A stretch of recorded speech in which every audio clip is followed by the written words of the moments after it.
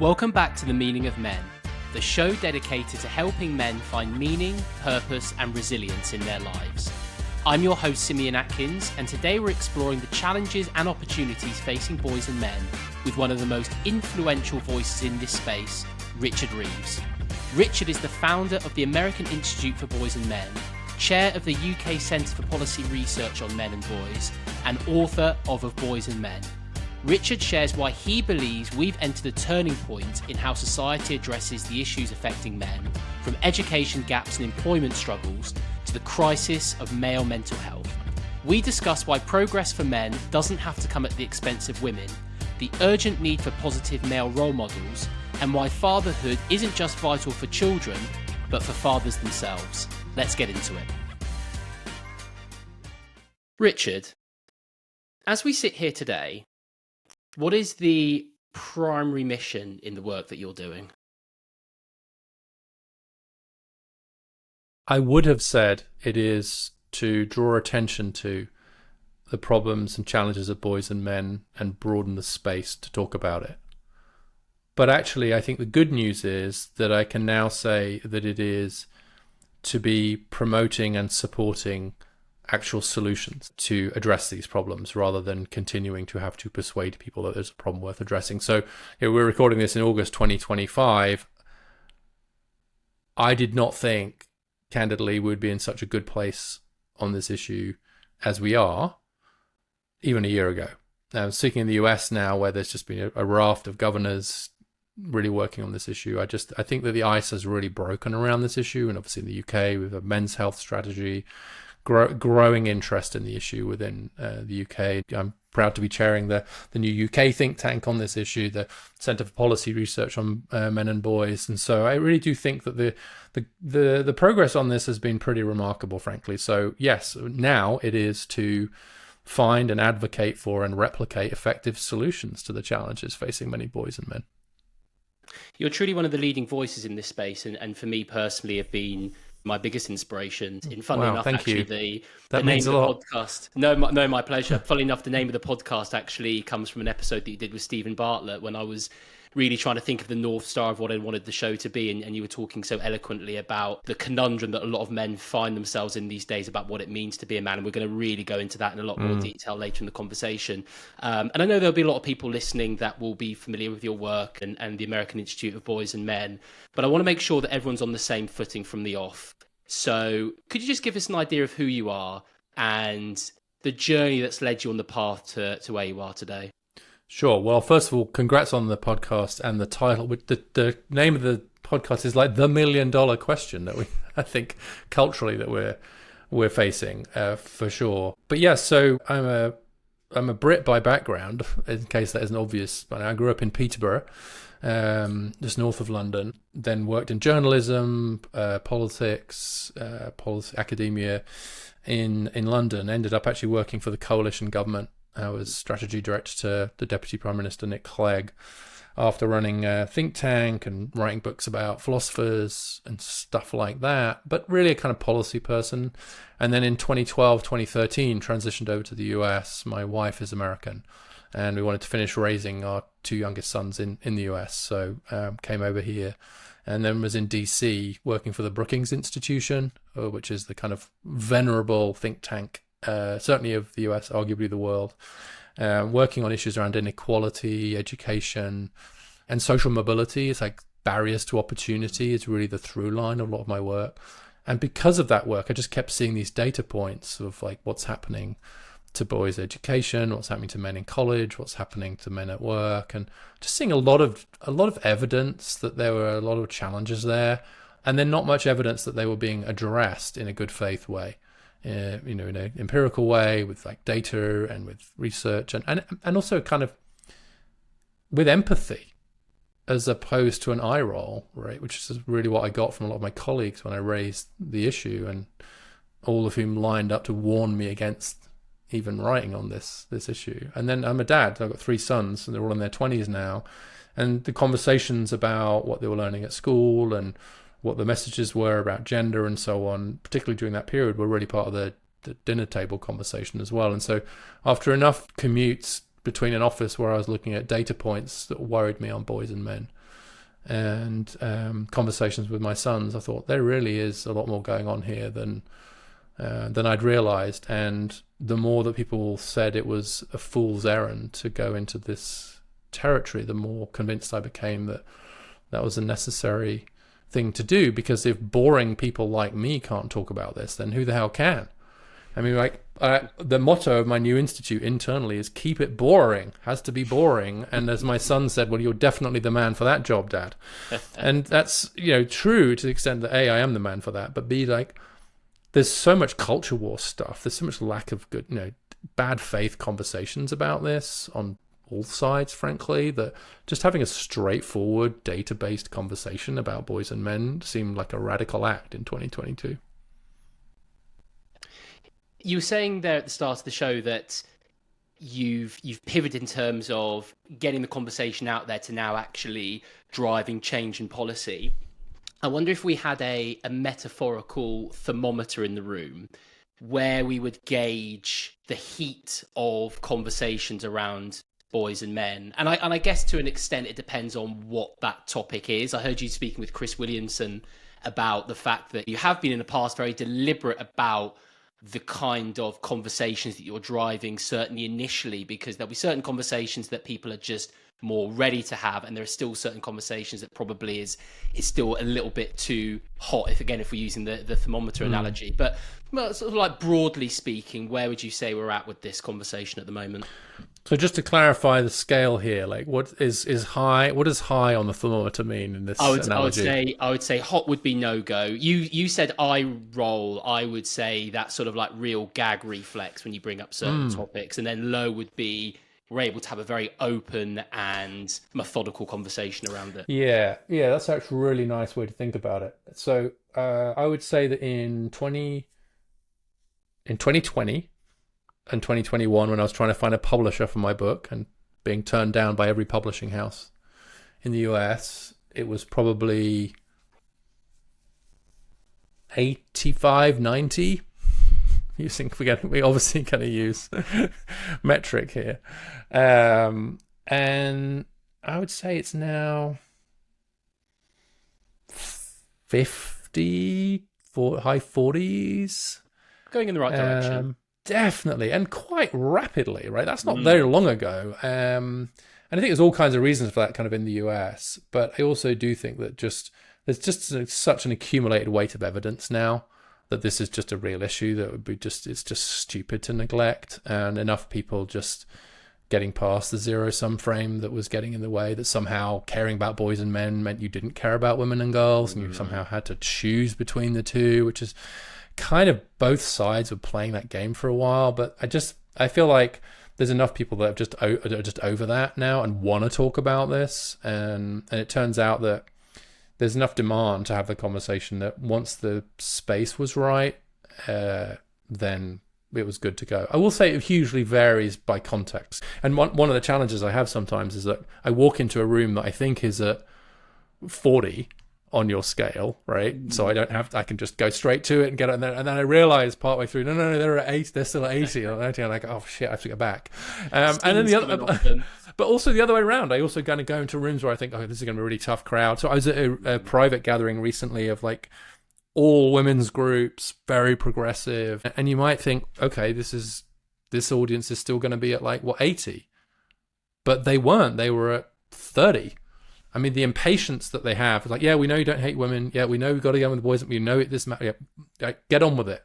And so it's actually very difficult now to anticipate which audiences are going to be which way, because actually a lot of people, including like professional feminists, if I can use that term, have gone quite all in on this issue, like Melinda French Gates giving me $20 million. The most surprising email of my entire career was from one of the most prominent supporters of women's rights in the world, giving me 20 million to work on boys and men, right? That was not on my expected list. That wasn't on my goals for 2024. Let's put it that way around. I'm delighted. And she's stood by it and talked a lot about how it's not zero sum. And I think the zero sum element is so important. And when you can get away from this idea that for one gender to be lifted up, the other has to be sort of brought down, so to speak. And actually, although it sounds quite utopian, really should be striving for everyone to be winning as much as possible. I've got a young daughter and a young son, so a 5-year-old daughter and a 3-year-old son. And for me, it's quite easy to get my head around, because I think I wouldn't want my daughter to succeed at the detriment of my son, or vice versa. So it's quite easy for me to get my head around that. But I think, as you talking there about sometimes, and I find this in the conversations that I have outside the podcast, you have to lay the groundwork a little bit. You have to kind of put your hands up almost and say, yes, this is not about trying to go back to the 1950s and 60s and taking away all the brilliant progress that women have made, and actually, quite frankly, not saying that there's still not a lot of progress still that needs to be made there. It's about saying that both things can be true simultaneously. It can be true that women are still struggling in a lot of areas, and still true that men are killing themselves at 4 times the rate of women. And again, we'll come into that in a lot more detail. But the zero-sum game for me is a big one, really. I think that's really true. And you have got that personal experience. You remind me a little bit of the governor of Maryland, Wes Moore, who has a son and a daughter as well. And so he's talked publicly about the fact that, like, he wants them, he's also very religious. And so he talks about, I want them both to be able to grow to the fullness of their God-given talents equally between the two. What I find interesting is when I talk about this, people's openness to the argument is very often tracked by, do they have sons, daughters, or what age are they? So what I've discovered is, sometimes it's parents, it's mums especially, right? If it's a mum and she has girls, they're still children or teenagers, they're like, what are you talking about? Like they just have no idea what I'm talking about. If they have sons, they get it. But if they have daughters who are in their 20s, mid to late 20s, suddenly they're like, oh, because their daughters are dating and trying to find a mate, and then they wake up to it again. And so it's interesting. You can sort of almost predict, based on someone's like age of children and gender of children, how open they are going to be to this issue. But I think your experience is the same as mine, which is that as long as I had this argument with Chris Williamson about this, which is you do have to still, I think, reassure people, because there is a long history of using the kind of concern about boys and men as a weapon against women and girls. And it's really naive, I think, to not recognize that. And what I've discovered is it's not the first thing. Like, if you just quoted this suicide statistics, or I'm sure we'll go into some of this. Yes. But if you say, look, did you know that X, like for example, that suicide's the biggest killer of young men in the UK, or did you know that there's this huge gender gap in college campuses now? Those are just facts. But what people are not worried about that. They're worried what's the fifth thing you're going to say. So not worried about the first thing you say. They're worried that you're going to go, did you know that boys and men are struggling? And that's because the education system's not working well enough for them. And that's because the feminists and progressives took over everything and they don't like men. And that's why we should go back to the 1950s. Or, yes. You know what, let's just take away votes for women altogether, right? Okay, right. So you have to reassure them that point 1 is not going to lead to point 5. Because, let's be honest, in the past, quite often point 1 has led to point 5, and you start with the male suicide statistics and end up by wanting to disenfranchise women, yes. or some version of that, right? And so they're not, especially women, they're not wrong to feel their hackles rising a little bit about even this conversation we're having right now. And it is incumbent on us to create a space where those hackles can go down again, and that we're not going, that's not the direction we're going in. But it's no use being frustrated about that, or even blaming the people, especially women, who are initially skeptical about this conversation. That's hard-won skepticism, and we should honor that skepticism, but also not allow the skepticism to stop us. Yes, I think that's completely fair. The other thing that's helped me when I've had conversations, so I did a talk recently with Movember, actually, at my work office, and it might have helped the fact that it was Movember, and it might have helped that it was actually a female from Movember, a lady called Dr. Krista Fisher. I've had on the show. Yeah, I saw you had Krista on. That was actually, I had a chance to have a quick listen to that. It was really good. Yeah. She's absolutely fabulous. Yeah. So obviously those elements helped. But what we did with quite a few of the points that we spoke about, and I want to be slightly careful here, because you should be able to have these conversations in, just because it's important for men. But actually, a lot of the points that we spoke about, there are repercussions for men, women, and society more broadly. So we were talking about, and we're going to go into this in a bit more detail later, but the rates of men out of employment or education since COVID in the UK has skyrocketed. And if you had that in isolation, you might think, well, that's just a male problem. But then there are repercussions and ripple effects in things like the dating world. So women are rightfully so looking for men that have got their act together, whether that's financially, whether that's kind of aspirationally, whatever that might be. And so if there's more men that are out of work or not educated, the kind of phrase that's bandied around, there's not enough good men out there, might actually be true, because there's not a lot of the men that actually women are looking for. And so there's, less young people having sex, marriage rates are down, and the sort of, I suppose, the very, very long tail effect of that could be a population crisis. I mean, we're already seeing that in South Korea, where nurseries are being turned into old people's homes. And so that might seem quite extreme, but it's not a huge leap to think that and a lot of these topics that we're talking about has much broader implications than just for men in isolation. I think that's true, and fine and fair. And also, I think it's okay if people are motivated to tackle some of these problems for different reasons. I think that's okay. But I also think it's important, this is where you started, to just care about them. Yes. Period. And I'm also very clear in my work that, and I'm on, in various conversations with people, and I might be on a panel with someone that says, like, I'm really concerned about boys and men, because if boys and men aren't doing well, that's bad for women, either economically or violence or whatever.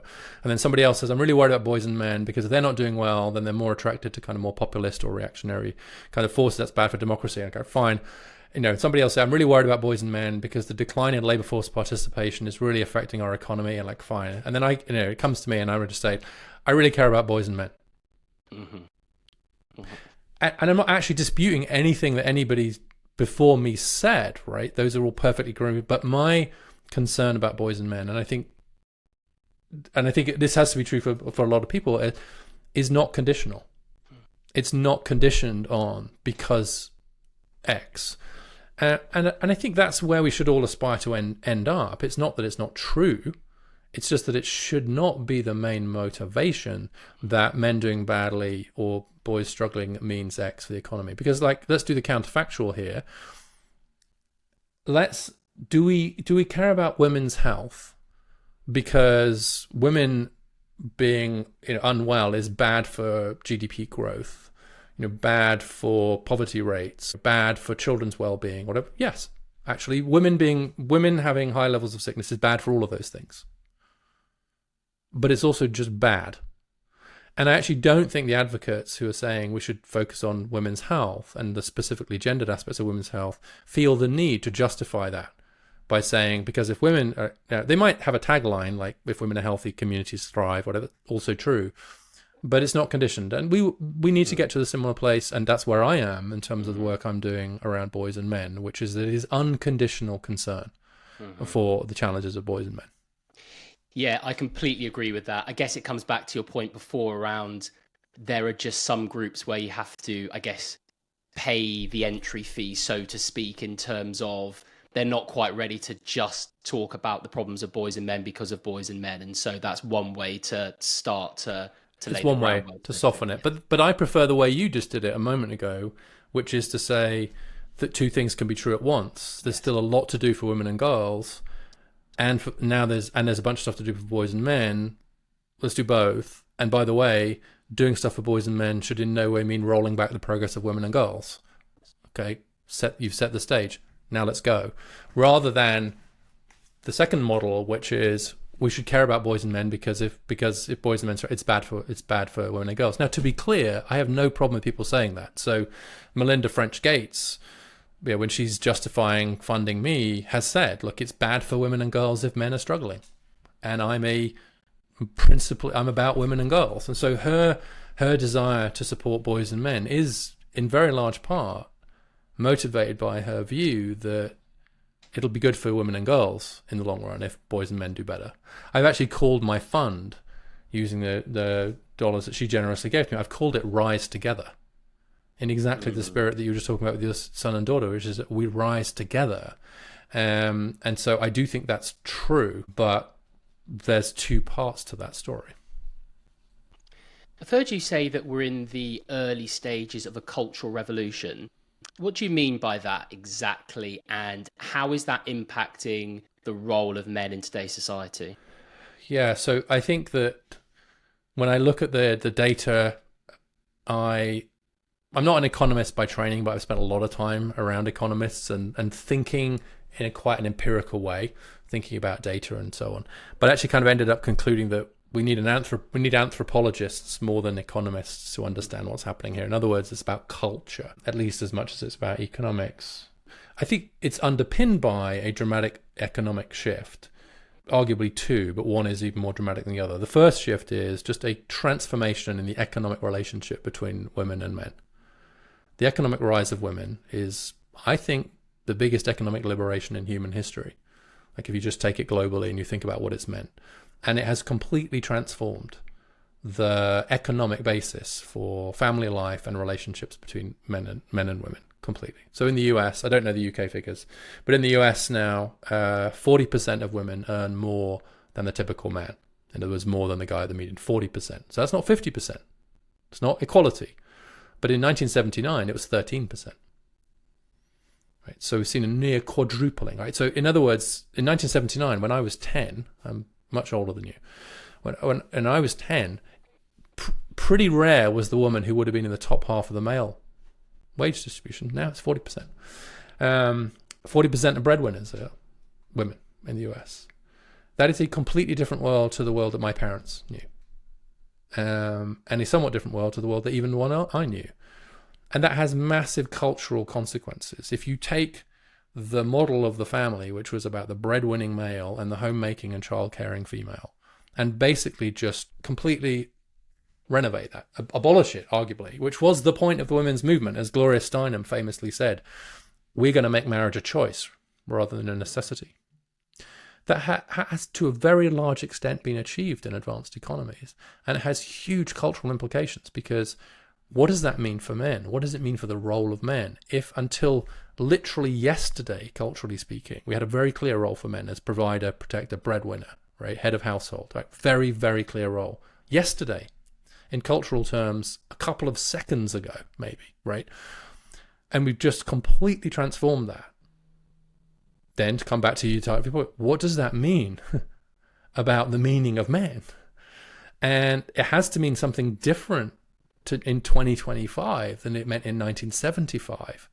But that is a very challenging transition that we're going to have to take ourselves through as a culture with all kinds of upsides.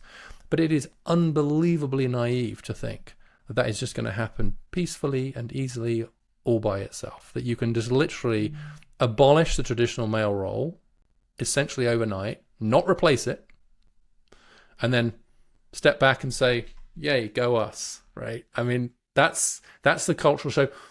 It's your name. It's like, what does it mean to be a man in a world of gender equality?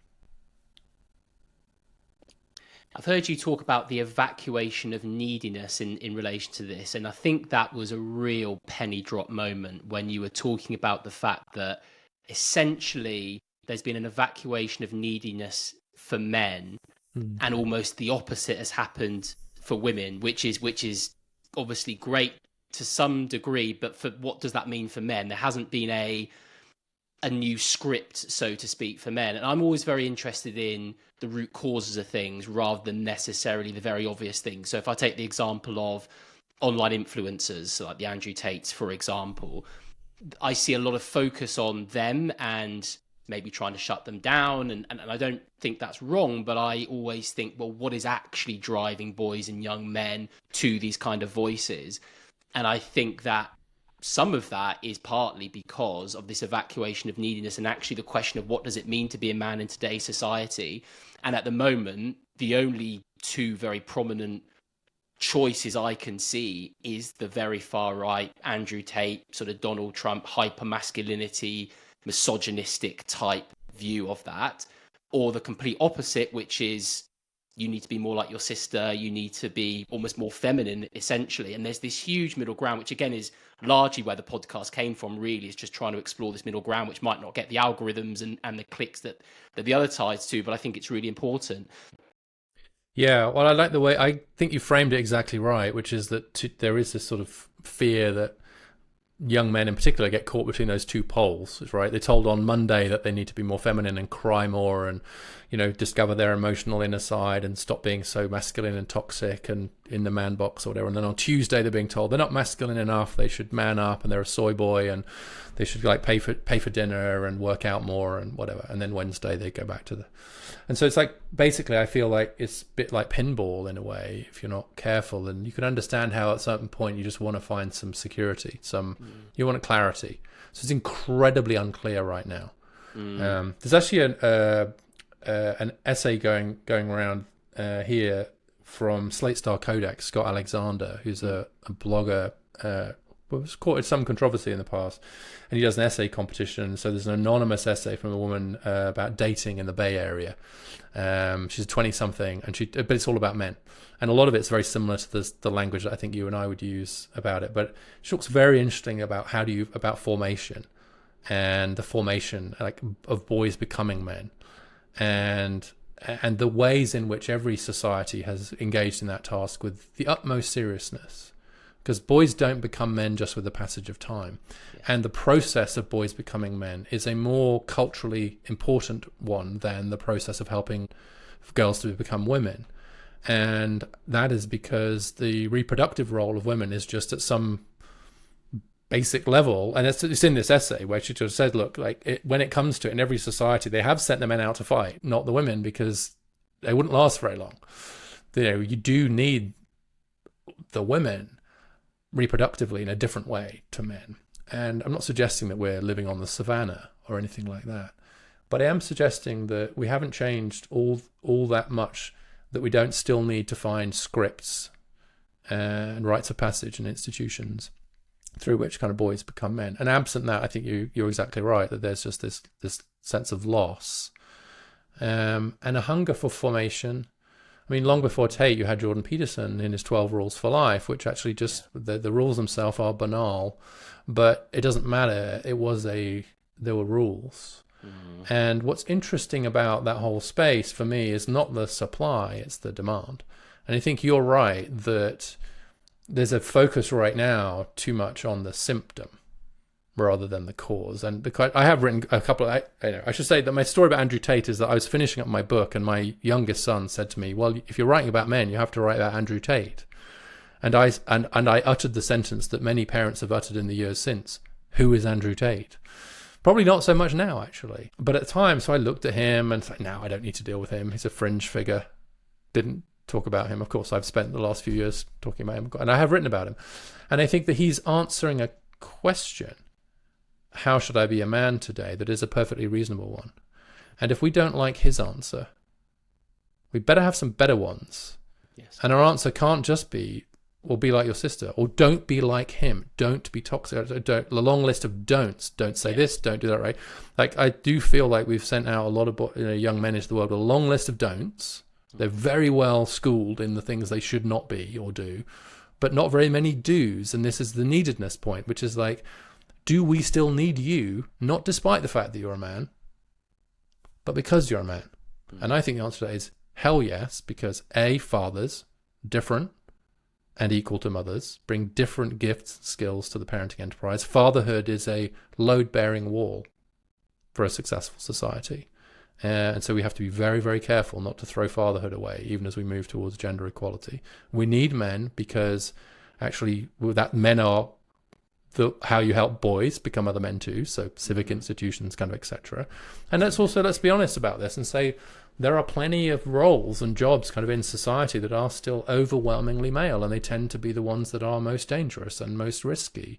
And so I think we should have the courage to say that is not only okay, it is wonderful, and to celebrate the fact that those men are willing to take those risks on all our behalves. And just going back to that analogy you used there, where you were saying there's a long list of don'ts and a very, very short list, if any, of do's. And if you think about it, it's not particularly inspiring for boys and men to hear, don't do this, don't do that. And so it's understandable, whether you agree with him or not, Andrew Tate and others like him, when they're celebrating men's masculinity and showing them a way to be. And actually, what a lot of these influencers do quite well, for want of a better word, is that actually you'd think it's very obvious and in your face, the kind of like misogynistic message, but actually a lot of it is just thinly veiled in actually quite positive messages about getting fit and getting in shape and being a better version of yourself and all that kind of stuff. But then there's just a very thinly layered level of misogyny, and that can just be enough to hook people in. So it's not as obvious as just like the kind of bombardment of negative messages. Yeah, I think that's right. But also what he performs very well is agency and confidence and propulsion. Yes. I mean, actually, I watched a couple of videos with him with this is quite a bit later, but with my same son and his girlfriend, and trying to get some reactions, etc. And she said, well, he seems very confident.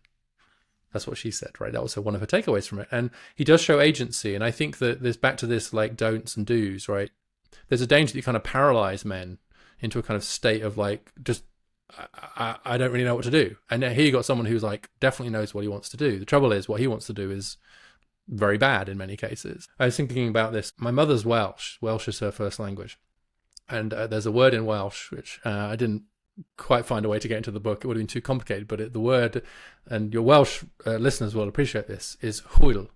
It's Hywl, and it means basically like agency, but it means like the actual literal definition of it that I ended up looking up is like they had the wind in your sails. It's like you see someone who's got the wind in their sails, like they're under their own steam, they've got agency, they're kind of going somewhere, right? They're heading off, and I do think that that's something that we have inadvertently in many ways kind of schooled out of a lot of kind of boys and men. And if they end up feeling like the only acceptable channels for like male agency are, or that there aren't any, maybe in certain environments, or the only ones they see rather, like for real confident expression of masculine energy, if I can put it that way, is the people like the Tates or others.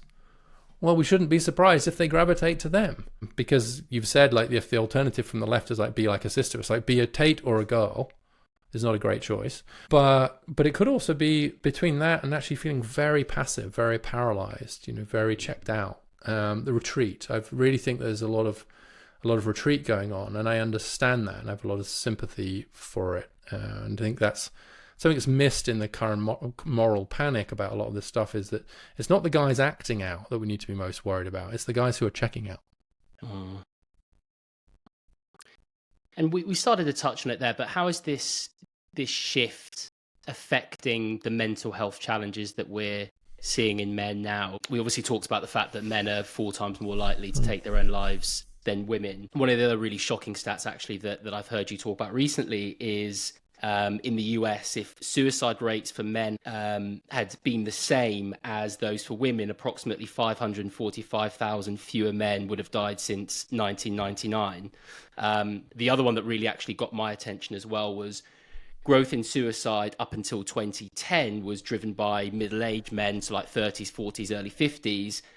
From 2010, flatlined for middle-aged men, but has risen by a third for men aged 15 to 34. So that's where we're seeing a lot of the movement in that. Yeah, so thank you for mentioning that work. I think it is kind of striking to think about the cumulative effect of that difference, right? Because actually saying, it's 4 times higher is a bit bland in some ways. But that difference, the cumulative effect of that difference being the loss of more than 500,000 men in the US, that's more than the US lost in World War II. So just to put it in perspective, like the difference in the suicide rate means the loss of the equivalent of a world war in terms of male lives lost. So these are not trivial numbers or kind of trivial differences. And you're right, the growth has really been around young men recently, and we don't really know why in the US. It's a bit of a mystery. Right? We had a story about middle-aged men, which was about the economy, the great, obviously had the Great Recession. And one of the other big shocks that we were alluding to earlier is the huge change in the labor market, deindustrialization, etc. So then there was this term deaths of despair that became popular in social science to sort of describe not only suicide, but also poisoning from either alcohol or drugs. But we don't really have a good story yet about what's happening with young men. But I think we can speculate this thing about being needed that you referred to earlier. I think that there's something really important there, because it does seem like the strongest predictor in many studies anyway of taking a life from suicide is this sense of being unneeded. Like, who needs me? If you start to feel as if the world might be even better off without you, certainly that it won't miss you, then I think that's a tragic place to find yourself and is a strong risk for suicide. We actually just published a piece at the American Institute for Boys and Men just showing the massive increase in suicide risks among men who are separated. And I think that's about a disconnection probably from children as well, and just a question mark suddenly, like, am I needed? And that's this cultural transition, which is that we used to have a very clear answer to men of like when you're needed. So when my dad lost his job, my dad worked in manufacturing, and when he lost his job, he was white collar, to be clear. He's in management actually. So I don't want to make it sound like he was on the factory floor. He actually had been very upwardly mobile. But when he was unemployed, his job was to get another job. Right? There's no question of like, well, maybe he can be at home for a while. My mum would like his role, and actually I had this. I think I may have shared this on some of the other things you've listened to, but I remember having this conversation with him. He was sitting at breakfast, and he used to get up every morning and shave and shower and put a clean shirt on in order to go into the spare room and type out, job applications. And I said, why are you still shaving and putting a shirt on when you're just going to go into the spare room? You don't have a job. And he said, I do have a job. My job is to get another job so that I can take care of you. And that is a man who knew he was needed. And that was a moment for me too. It was like, I'm actually what I thought was, you're a fucking idiot about myself. And I was like, but actually just that kind of sense of like, even in that and took him quite a while to find a job that time around. But even in that moment where he was, struggling to fulfill his role, his traditional role, he knew what that role was. And he knew that he knew that we needed him and that my mum needed him. And so the question now is that if we're not going to signal to men that we need them through that traditional role, we need to find other ways to signal to them we still need them. Otherwise, we'll just keep losing them. There was some research done in, I believe it was Australia a while ago now, around the suicide notes that were left by men. I'm sure you're familiar with this. And it was only done for men, I believe, not women. But the common theme was, you'd be better off without me. I'm a burden. And so it is that coming to that point you were saying earlier about checking out when men start to check out. It's almost the ultimate form of expressing that you're checking out by taking your life. And I believe that, was it men that are divorced are 8 times more likely to take their own lives? I read that recently. Yeah, that's right. That's that same report. It's actually getting quite a lot of attention because it's a big. Yeah, that's right. It's Fiona Shan's work that you're referring to, and that's right. The two words that men used to describe themselves were, before taking their own lives, were useless and worthless. So if you come to feel, of course, that's a tragically self-selected sample, but I think there's something profoundly important there, which is that the tribe has to signal to all of its members that they are needed by the tribe, and that is especially important for men, because kind of at some level we don't have the same level of security that the tribe needs us as women do. Right? I think I'm just going to say that, and so I think that that's why the kind of rites of passage and the kind of construction of mature masculinity has always been such a big cultural task for societies, right? Because it just doesn't, that sense of feeling needed doesn't come quite as naturally to men as it does to women, and so we have to make sure that it is being supplied culturally. And we've taken away the old way that we did that, the one that my dad had, to some extent that I still had. It's really changed in I was a stay-at-home dad for a while, which is a gift my father could never have had. But what we cannot do is think that we don't need to do it, that we don't need to find ways to signal the worth and usefulness of men. I want to shift gears and talk about education. And I know that the American Institute of Boys and Men do a lot of work around this. And the Book of Boys and Men really highlighted this to me initially when I really started to get into this. We're in a state now where girls are outperforming boys at pretty much every stage of education. Certainly in the US, is that globally now or pretty much? Every advanced economy, yeah. What's driving that? What are you seeing in the research that you're doing that's really driving that trend? Yeah, I also want to kind of point to work that the UK think tank, the Centre for Policy Research on Men and Boys, has done recently on A levels and college enrollment, for example. I think that, so if you want the up-to-date work in this space, then there is now, thankfully, a UK, we call it, like, we have a brother institution in the UK and the US, and they were the first two in the world, right? So I hope others will follow. So I think there's a few things. I think one is that just girls are at a natural advantage in the classroom because they grow up faster, to put it very bluntly, right? They just do certain aspects, they just mature a little bit earlier, and that's in no way to blame boys. It's just like true that on average a 15-year-old girl is a little bit older than a 15-year-old boy. Like as every parent and teacher will tell you, that is not, you don't need a Brookings scholar to tell you that, as one of my reviewers said. Yes, that is true. But if it's one of those things that's blindingly obvious to everybody and yet doesn't really affect how we think about education policy, like if that's blindingly obvious, then maybe we should think about that. And then the question arises, well, why didn't we see these huge gender gaps before then? If girls were always at a natural advantage because they develop faster, or earlier, I should say, then why didn't we have these gaps before? And the answer is sexism. We didn't encourage, or in some cases allow, girls to go to college, right? And so it took the removal of the artificial restrictions that were placed on girls and women for their natural advantage in the classroom to be revealed.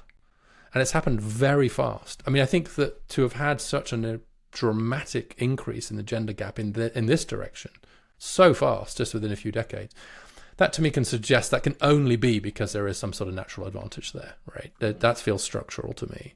I'd also just add the decline in the share of male teachers is implicated in this as well. I just think, and again, as an area of public policy, that seems to me to be a dereliction of duty not to have done something about this. So in the UK, like a third of primary schools don't have a single male teacher. And we've seen a decline in most countries, actually, in the share of male teachers. But this makes me think a little bit about what you were saying earlier around role models and so on too. Like my own son now teaches fifth grade in the US, in Baltimore City. And I really feel obviously I'm incredibly proud of him, but I also feel very strongly that like the best answer to kind of online negative influences is an in real life flesh and blood man. Role modeling, you know, my I think about my son in front of that class of girls and boys, and I'm thinking like he's a really good antidote to Andrew Tate. Is like, yeah, okay, the boys might go home and watch a bit of Andrew Tate videos, etc., but then they're going to come compare him to my son, Senor Reeves, because it's mostly Hispanic school that he teaches in right now. So he's Senor Reeves, who lets them watch the Real Madrid game when Real Madrid played Arsenal, because they're Real Madrid player and he's an Arsenal fan, and lets them arm wrestle him for the privilege of getting out of their homework, but they never win because they're kids and he's 6'4". And so, but like, I hope that at some level, having him in that classroom every day is an amazing counterweight and role model. So leave aside the fact he might improve any educational scores. Forget about that for a moment. It's one thing to people to go around saying, oh, we need more positive male role models. But what are you doing about the lack of male teachers in schools then? And I know that that's something that the current Labour government in the UK is starting to look at. So I hope we'll have more action on that. One policy that you've spoken about is redshirting boys, and that's essentially holding them back a year. What would be the rationale? And again, you started to touch on it a little bit there about holding boys back a year, and also what kind of response has that had when you've been proposing that? Yeah, so the rationale is that there is just this developmental gap on average between boys and girls. And so the argument really is that if boys were to start a year later, given that they're about a year behind developmentally, especially actually when you get to adolescence. So it's the two big gaps seem to be in those very early years. So take, roughly speaking, at around 5, but then again at around 14, 15, whereas it's another huge gap because girls hit puberty so much earlier. that triggers the development of their frontal cortex, and that's the bit of your brain that does your chemistry homework. That's a horrible simplification of a lot of very complicated neuroscience, but it'll do. And so it actually, just by boys starting a year later, it would actually make the boys and girls developmentally closer to each other in age, right? So it would make the playing field a bit more level, and it would give the boys the gift of just an extra year, like to just develop, to mature. I would love it. I mean, I think it has to be within like nursery. So I think an extension of that, like an extra year of that. We had this experience, I talk about this in my book, but like with one of our sons, he was young for his year and he wasn't ready. But the pressure from the school, right? Well, he's got to get in now, otherwise you might. Who knows if we'll still have a place for him next year? Like, the system was very, and my wife was like, he's not ready. Let's wait a year. And I was like much more compliant. Like, oh, well, we might lose a sped. So we ended up compromising and putting him in halfway through the year, which was the worst of all worlds, right? Because then socially they were already started, and so we compromised. And although it pains me to say this publicly, my wife was absolutely right about that. And I look back and kick myself and just think, why was I such a... It was because I was a little bit too like, well, that's the system, and and he'll be fine, and he wasn't fine, frankly, and struggled. And obviously I don't know the counterfactual, but so I think more flexibility and openness, for sure. The pushback is, well, it's just a very blunt tool, right? To just say boys this, girls that. It's a question of whether it would even be legal to just do it boys, girls, which is fair. But at the very least, I think I'm seeing in the US a lot, there's actually really dividing people. So some cities are actually banning it because only the affluent parents are doing it. But other places are kind of like California the governor there just signed an executive order specifically asking his administration to look at more flexible school start times, especially for boys. So it's definitely landing differently in different places. For sure, we need to do more research on it. But at the very least, I think it draws attention to the fact that there is just this developmental difference. And so if not a later school start, we should be finding other ways to help boys through that system and not end up doing what we very often do, which is to take these boys in the school system and end up treating them like malfunctioning girls. That's what happens. Like, they're like defective girls because they can't do the stuff that the girls can do. And that's not just about sitting still and paying attention and being organized and all that stuff. Like, it's back to this kind of default student. And if the default student is a girl, then of course a lot of the boys are always going to struggle against that, and some girls too, of course. And so and inadvertently, I'm afraid that's what's happened in the school system, is that boys have ended up feeling a bit like second-rate girls, and so they just check out. We were talking earlier in the show about NEETs, and lost boys is another way that I've heard it described in various reports, and that's again the growing number of men that are not in education, employment, or training. And you've actually described it as a national emergency. What is ultimately driving this trend, and what impact is that having?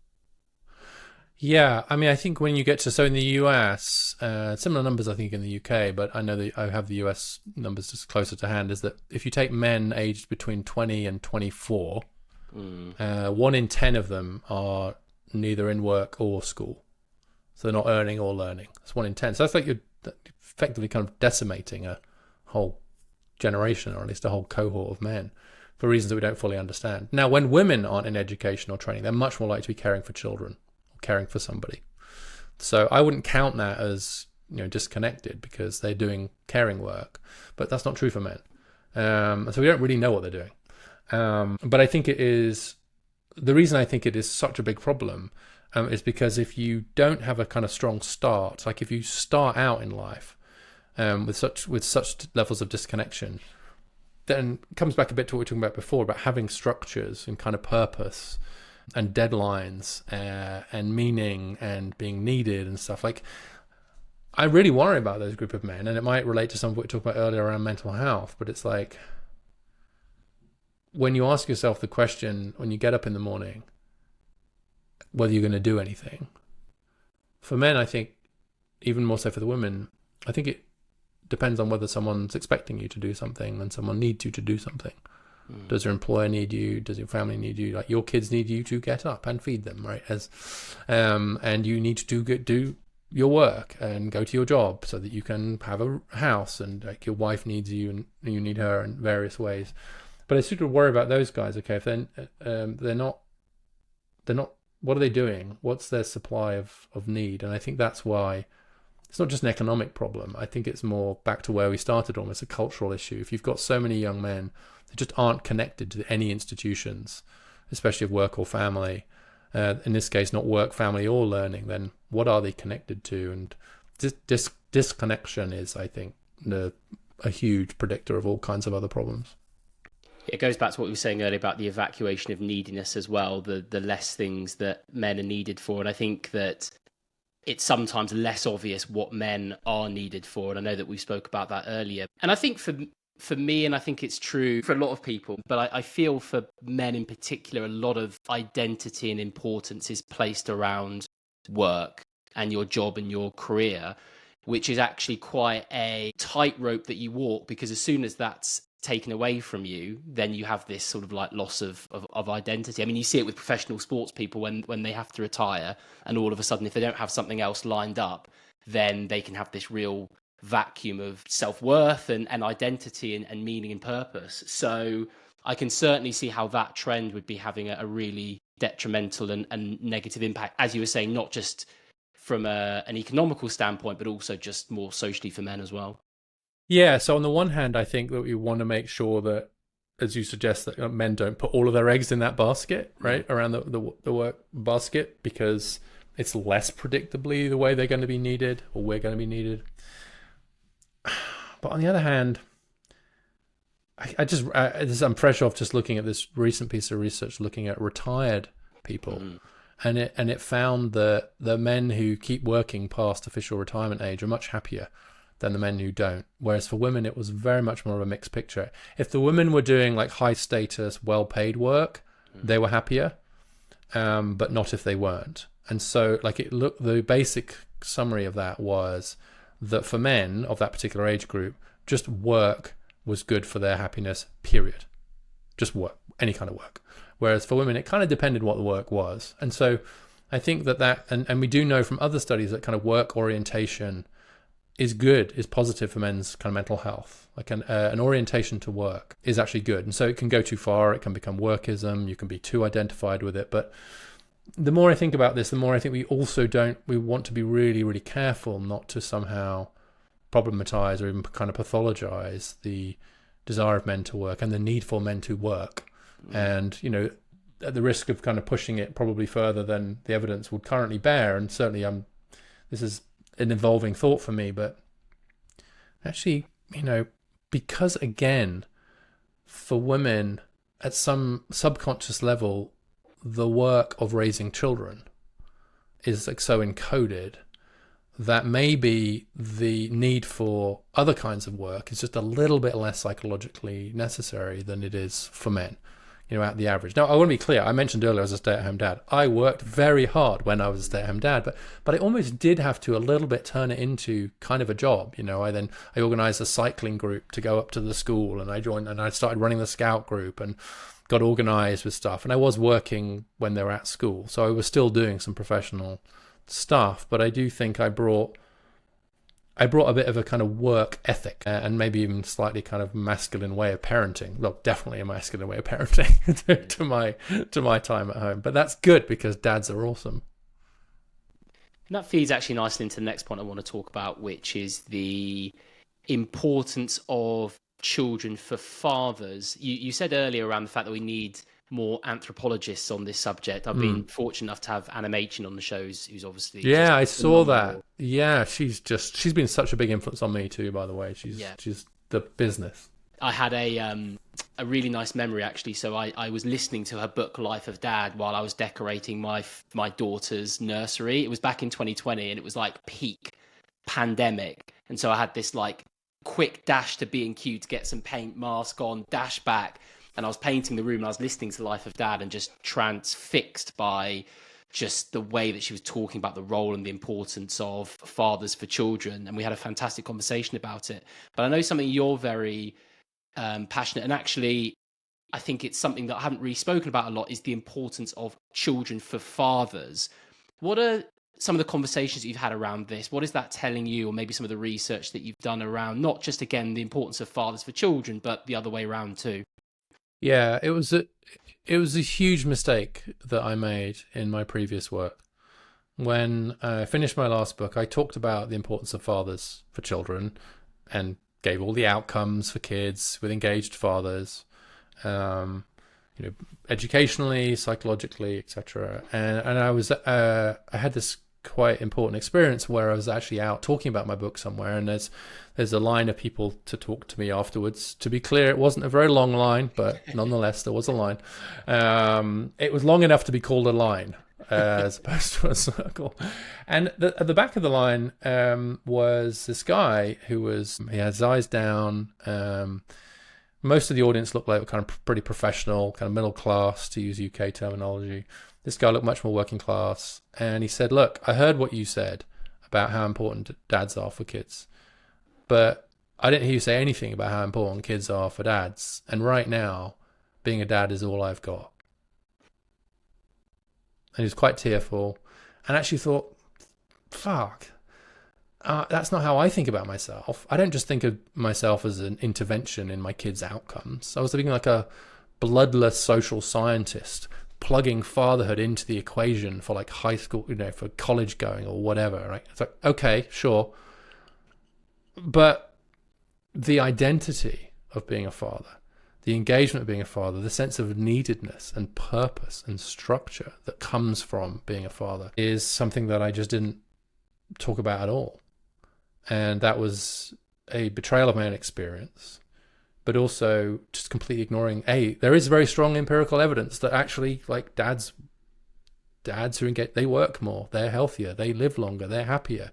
It's awesome for dads to be a dad. But also just culturally, to come back to this cultural point, is that it's just incredibly important that we continue to sustain the distinct and vital importance of fathers. That's where I think some of Anna Machin's work has been so important, grounded in such amazing research, which is to say, hey, dads matter, not just as sort of mums or second-rate mums, but as dads. Dads do amazing things that dads are specially designed for. And actually, Sarah Blaffer-Hrdy has this book out called Father Time, which is a much longer and more academic read than Anna's book.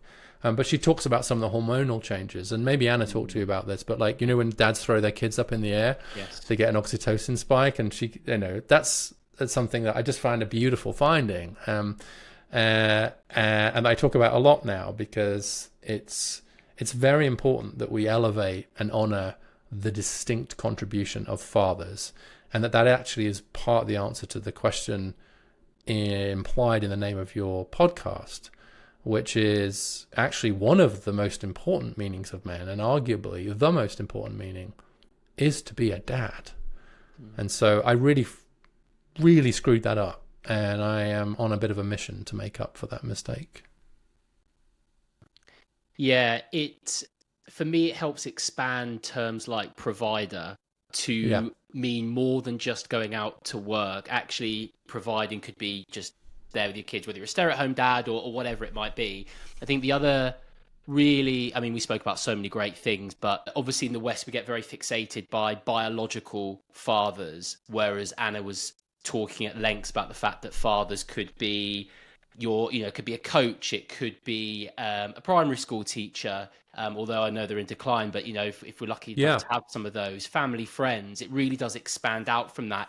It's about the importance for children to have good male role models, but also I think as a man you can still benefit, if you don't have your own children, to be able to mentor and look after and help other children as well. Yeah, actually, it doesn't. If for whatever reason the biological father is kind of not around or not able to be around or whatever, that doesn't diminish the importance of fatherhood. Yes. It increases the importance of fatherhood from other people, and it's very striking. The term father figure is common. When was the last time you heard anyone talk about a mother figure? You just don't. It's not even in the language, right? We don't say, "Oh, she was a mother figure to me," because the connection between mothers and children is just so assumed and so strong, and because it's less social, it's less cultural, it's less culturally constructed, for the reasons that you and Anna discussed. But it's a non-trivial fact that there is such a thing in our language as father figure, and it does mean that, actually I just had a piece in the New York Times with Robert Putnam, who writes about social capital. It's famous for his book Bowling Alone, and in that piece we wrote, it is true that it takes a village to raise a child, but it's also true that some of the villagers have to be men. And there's a very striking finding from Raj Chetty at Harvard, where they looked at neighborhoods. This was predominantly black neighborhoods in the US. They looked at neighborhoods where there were lots of dads around and found that the boys in those neighborhoods did better, even if their own dad was not around.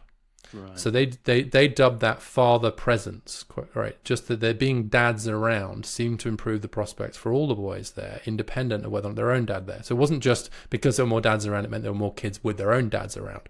The other kids, boys, did better too. So what is it about a neighborhood where there's a lot of dads around, which means that even the kids without dads also did better? And the answer is because it takes a village, and you end up fathering not only your own children, but a bunch of other children too, either formally or informally. And so that for me, again, is another really inspiring finding, because what it tells us is dads matter, not just to their own kids, but to other people's kids, or that father figures matter. And that this whole, like, helping boys to become men is a task that is undertaken by men on behalf of the community, including the women within it. And if we back away from that task, it's one of the things we've just written about in this Times piece, is the lack of male volunteers in a whole bunch of things, in Scouts, in the US, and kind of YMCA, Big Brothers. A lot of these mentoring programs are desperate for men. They don't have enough men volunteering, and yet we have a lot of men lacking purpose and meaning, and a lot of boys lacking mentors who then go online. And so there's a really huge opportunity there to plug that gap. I'd love just to wrap up if you could give some more details around the work that you're doing with the American Institute of Boys and Men, and what kind of policies and structural changes that you're driving for at the moment. Yeah, well, look, I'm a think tank guy, right? I run think tanks. And so what did I think we needed? We need a new think tank, and advocacy organization. And I'm really excited by the fact that I can spend less of my time just banging the drum for this issue. Happy though I am to do that, including here with you. And thank you again for the invitation. It's been really, really fun conversation. But also now to work with a series with governors and policymakers kind of in the US on some specific areas of policy. And in particular, the things that are really motivating me now are three, really. One is fatherhood, and how do we make the family law system, the paid leave system, workplaces, etc., more father friendly, and how do we honor and lift up the role of fathers in our society and have kind of really strong and positive narratives around that. So I'm excited to be working on some fatherhood programs. Secondly, the whole issue of male teachers. I want to stand up a new organization around that, but we're building out of AIBM. We have got to arrest the decline in the share of male teachers. That is just an open goal, I think. So what does that look like? And most importantly, how do we do that? Like, what will it take? What are the barriers? What are the incentives to do that? And then thirdly, around a mental health system that really does have men in mind, to quote a particular study that Movember have done, because the, again, declining share of men in mental health. And I will say one more thing, which is that one of the problems, according to a recent survey by Sergo Health over here in the US, is the very term mental health codes female to lots of boys and men. Certainly therapy does. Therapy completely does, but even mental health is seen as a girl's thing. And so we've got to find spaces and programs that don't lead with sit down and talk to me, or come to therapy, or like, how's your mental health? Because that is not designed in a way that kind of draws boys and young men into the conversation. And so it's like, I think coaches, you mentioned coaches earlier, coaches are basically mental health professionals in disguise.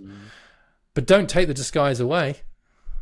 The disguise is what makes it work. And so I'm really interested, like, how do you actually make those systems work better for men? And so I'm really kind of excited now, and it's true in the UK too, that there are enough people now who are hopefully moving past the stage of having to persuade, and we're able to roll our sleeves up and actually get some programs into place that will actually do something about this. that's what excites me. Solutions is where that's where I get really excited. It's not just talking about these problems, important though that is, to raise awareness of them, but having done that, to then try and solve them.